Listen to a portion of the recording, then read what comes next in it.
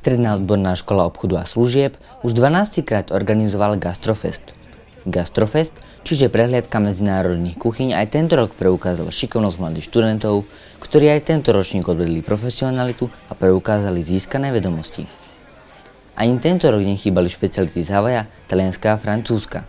Svoje zastúpenie mali i poľovnícka slovenská kuchyňa, no na svoje si prišli aj milovníci dobrej kávy. Mladí kuchári a čašníci museli charakterizovať kuchyňu, vytvoriť menu presne podľa typických znakov národných kuchyň, ktoré obhajujú, a navrhnúť svoj vlastný podnikateľský projekt. Do diania boli zapojení študenti zo všetkých ročníkov.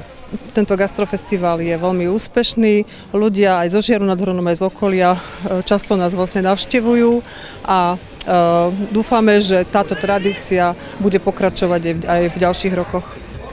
Pozvanie prijal aj predseda Banskobystrického samosprávneho kraja, inžinier magister Marián Kotleba, ktorého sme sa spýtali, ako je spokojný s úrovňou Gastrofestu. Pán predseda, táto škola patrí do zriaďovateľskej pôsobnosti Banskobystrického kraja. Ako ste spokojní s úrovňou týchto dňov aj s celkovou úrovňou školy?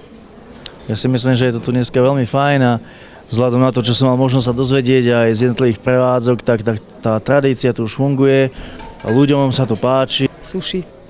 A chutilo vám? Perfektné to bolo. To je dôležité, lebo keď sa to páči ľuďom, tak to znamená, že... Mi chutil bol vynikajúci, chuťo bol naozaj prekvapujúci, výborný. Japonskú kuchyňu, kurácie na kari. Tá práca aj vedenia školy, aj študentov, aj pedagógov sa odzrkadluje v tom, že tá atmosféra, tie jedlá, jednoducho super.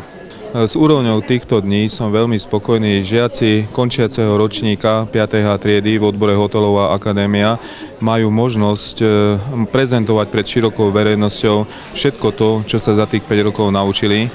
A každý večer sa zúčastňujem týchto vyhodnocovacích porád so žiakmi a keď vidím ten entuziazmus a tú radosť, ktorú oni sami prežívajú a majú, tak to potešenie na mojej strane je ešte väčšie.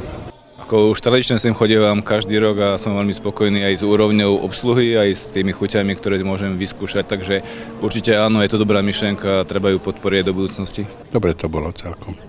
Predstavujem slovenskú reštauráciu Batory a pozývam sem ľudí, aby sa prišli najesť. Práve slovenské jedlá. Čo ponúkate v havajskej reštaurácii?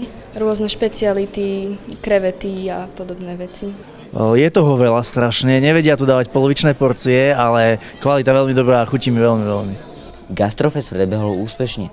Klienti boli počas uplynulých 3 dní nadmieru spokojní, čo sa preukázalo aj na vysokej návštevnosti. Kristína Crchová, Televízia 4.